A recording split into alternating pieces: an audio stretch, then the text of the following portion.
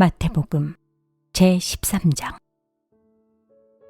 그날 예수께서 집에서 나오셔서 바닷가에 앉으셨다.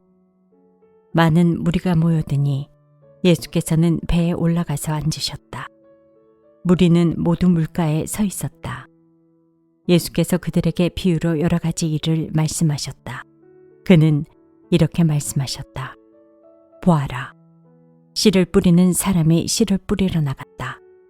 그가 씨를 뿌리는데 덜어는 길가에 떨어지니 새들이 와서 그것을 쪼아 먹었다.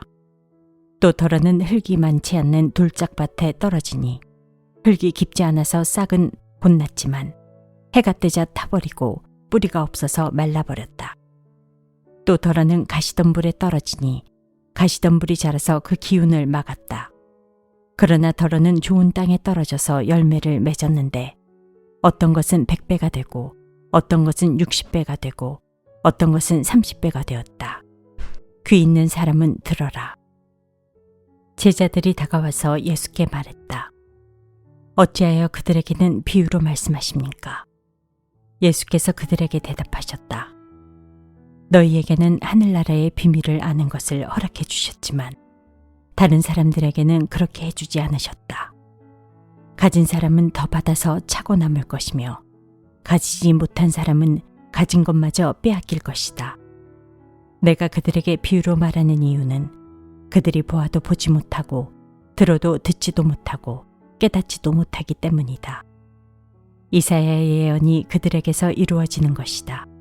너희가 듣기는 들어도 깨닫지 못하고 보기는 보아도 알아보지 못할 것이다. 이 백성의 마음이 무디어지고 귀가 먹고 눈이 감기어 있다. 이는 그들로 하여금 눈으로 보지 못하게 하고 귀로 듣지 못하게 하고 마음으로 깨닫지 못하게 하고 돌아서지 못하게 하여 내가 그들을 고쳐주지 않으려는 것이다. 그러나 너희의 눈은 지금 보고 있으니 복이 있으며 너희의 귀는 지금 듣고 있으니 복이 있다. 그러므로 내가 진정으로 너희에게 말한다.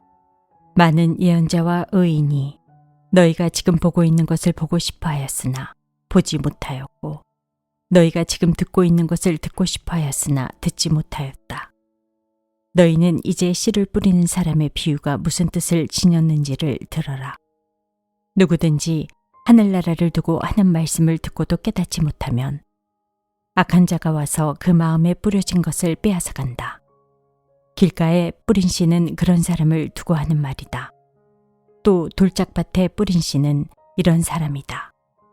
그는 말씀을 듣고 곧 기쁘게 받아들이기는 하지만 그 속에 뿌리가 없어서 오래가지 못하고 말씀 때문에 환난이나 박해가 일어나면 곧 걸려 넘어진다. 또 가시덤불 속에 뿌린 씨는 이런 사람이다. 그는 말씀을 듣기는 하지만 세상의 염려와 재물의 유혹이 말씀을 막아 열매를 맺지 못한다. 그런데 좋은 땅에 뿌린 씨는 말씀을 듣고서 깨닫는 사람을 두고 하는 말인데 이 사람이야말로 열매를 맺되 100배 혹은 60배 혹은 30배의 결실을 낸다. 예수께서 또 다른 비유를 들어서 그들에게 말씀하셨다. 하늘나라는 자기 밭에다가 좋은 씨를 뿌리는 사람과 같다. 사람들이 잠자는 동안에 원수가 와서 밀 가운데 가라지를 뿌리고 갔다. 밀이 줄기가 나서 열매를 맺을 때에 가라지도 보였다. 그래서 주인의 종들이 와서 그에게 말하였다. 주인 어른께서 밭에 좋은 씨를 뿌리지 않으셨습니까? 그런데 가라지가 어디에서 생겼겠습니까? 주인이 종들에게 말하기를 원수가 그렇게 하였구나 하였다. 종들이 주인에게 말하기를 그러면 우리가 가서 그것들을 뽑아버릴까요? 하였다. 그러나 주인은 이렇게 대답하였다. 아니다. 가라지를 뽑다가 가라지와 함께 밀까지 뽑으면 어떻게 하겠느냐. 추수 때까지 둘 다 함께 자라도록 내버려 두어라. 추수할 때에 내가 추수꾼에게 먼저 가라지를 뽑아 단으로 묶어서 불태워버리고 밀은 내 곳간에 거두어 드리라고 하겠다. 예수께서 또 다른 비유를 들어서 그들에게 말씀하셨다. 하늘나라는 겨자씨와 같다. 어떤 사람이 그것을 가져다가 자기 밭에 심었다. 겨자씨는 어떤 씨보다 더 작은 것이지만 자라면 어떤 풀보다 더 커져서 나무가 된다. 그리하여 공중의 새들이 와서 그 가지에 깃들인다. 예수께서 또 다른 비유를 그들에게 말씀하셨다. 하늘나라는 누룩과 같다.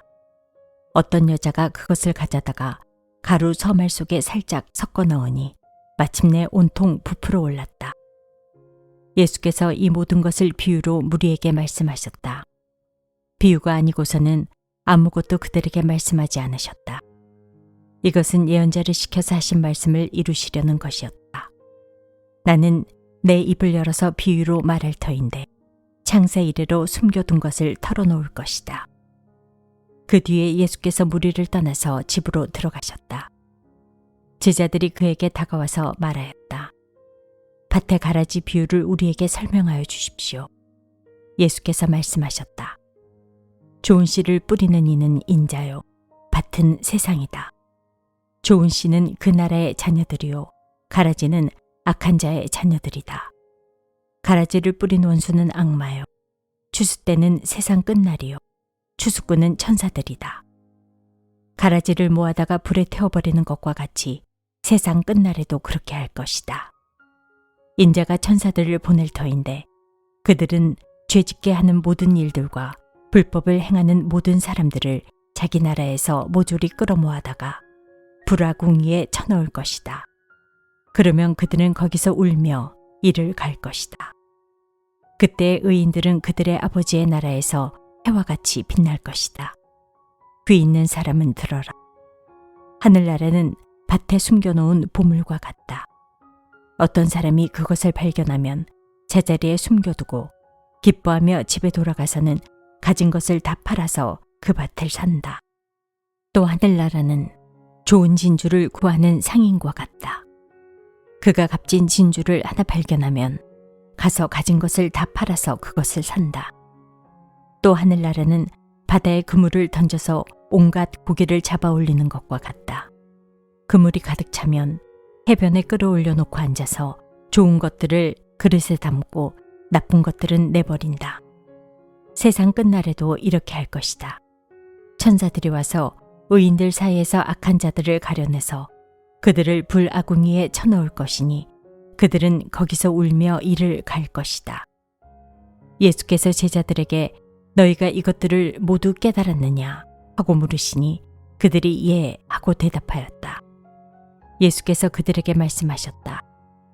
그러므로 하늘나라를 위하여 훈련을 받은 율법학자는 누구나 자기 국간에서 새 것과 낡은 것을 꺼내는 집주인과 같다. 예수께서 이 비유들을 말씀하신 뒤에 그곳을 떠나셨다. 예수께서 자기 고향에 가셔서 회당에서 사람들을 가르치셨다. 사람들은 놀라서 말하였다. 이 사람이 어디에서 이런 지혜와 그 놀라운 능력을 얻었을까? 이 사람은 목수의 아들이 아닌가? 그의 어머니는 마리아라고 하는 분이 아닌가? 그의 아우들은 야고보와 요셉과 시몬과 유다가 아닌가? 또 그의 누이들은 모두 우리와 같이 살고 있지 않은가? 그런데 이 사람이 이 모든 것을 어디에서 얻었을까? 그래서 그들은 예수를 달갑지 않게 여겼다.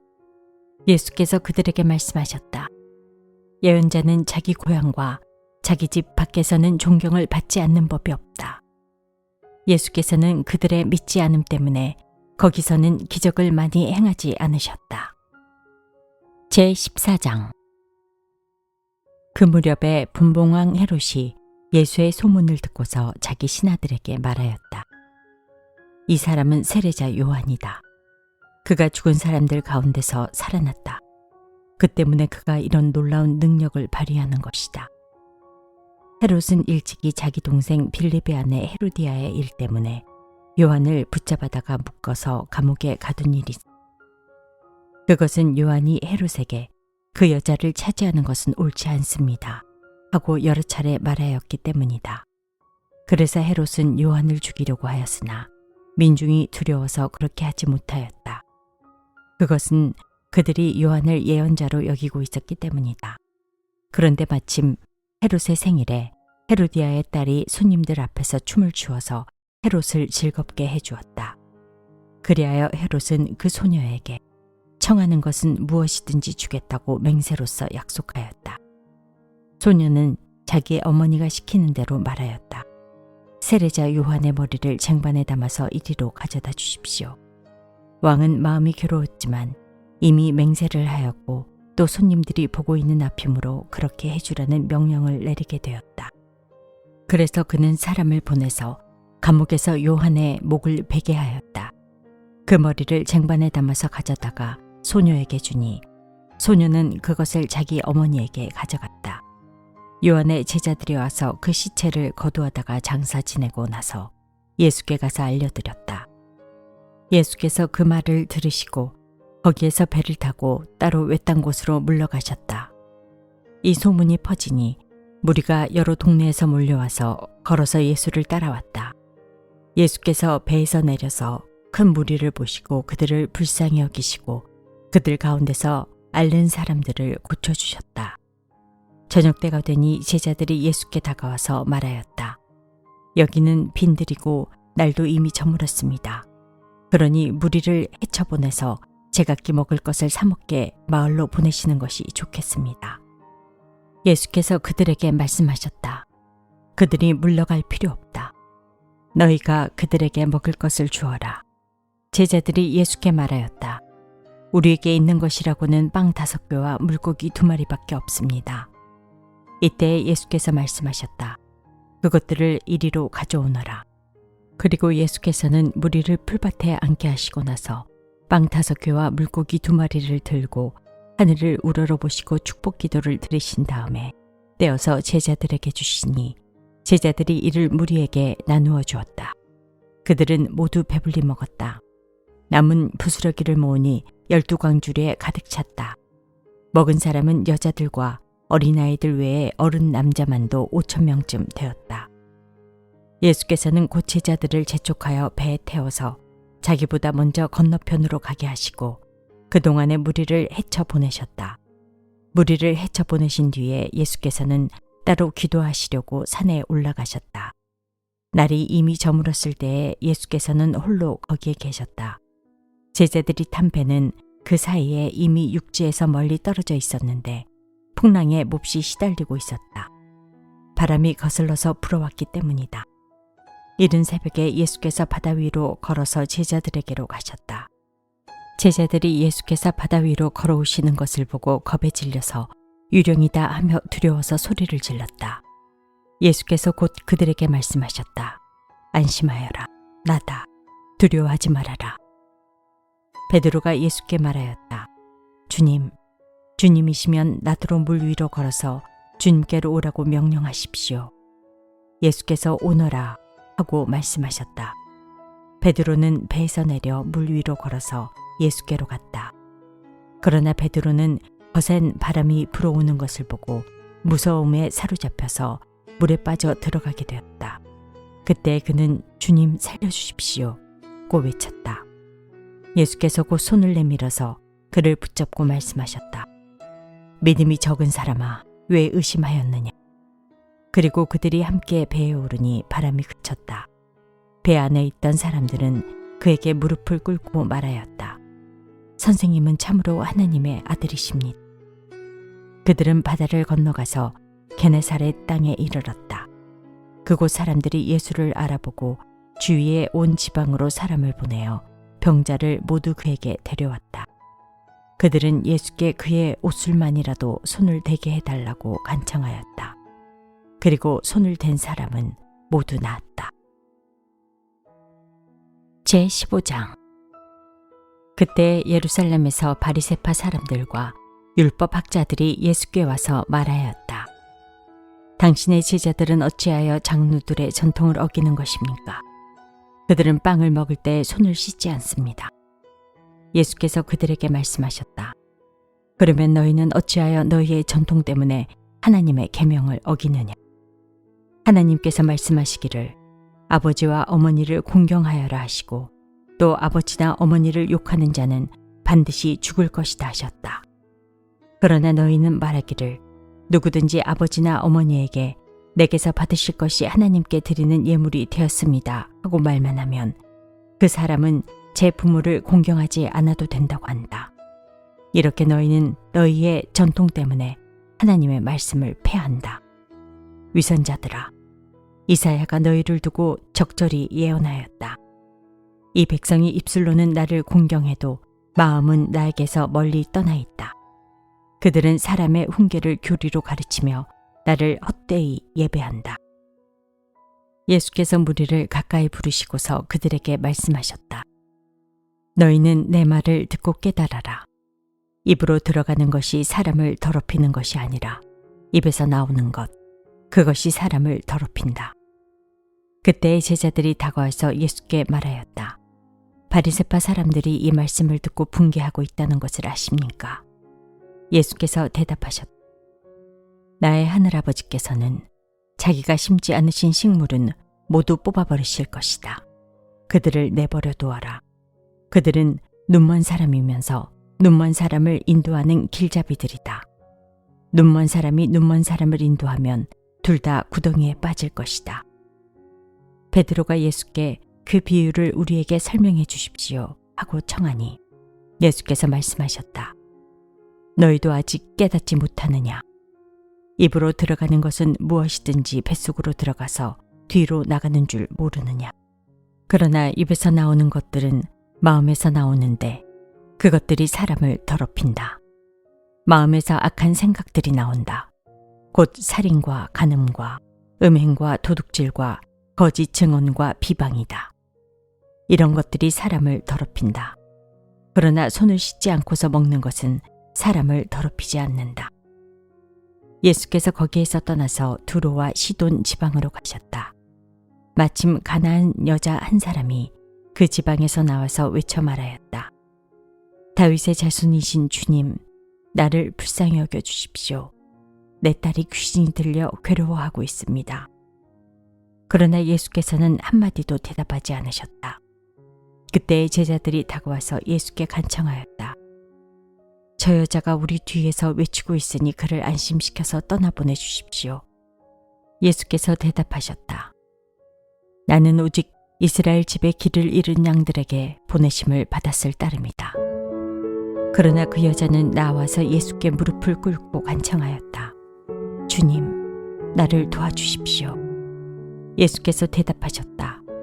자녀들의 빵을 집어서 개들에게 던져주는 것은 옳지 않다. 그 여자가 말하였다. 주님, 그렇습니다. 그러나 개들도 주인의 상에서 떨어지는 부스러기는 얻어먹습니다. 그제서야 예수께서 그 여자에게 말씀하셨다. 여자여, 참으로 내 믿음이 크다. 내 소원대로 되어라. 바로 그 시각에 그 여자의 딸이 나았다.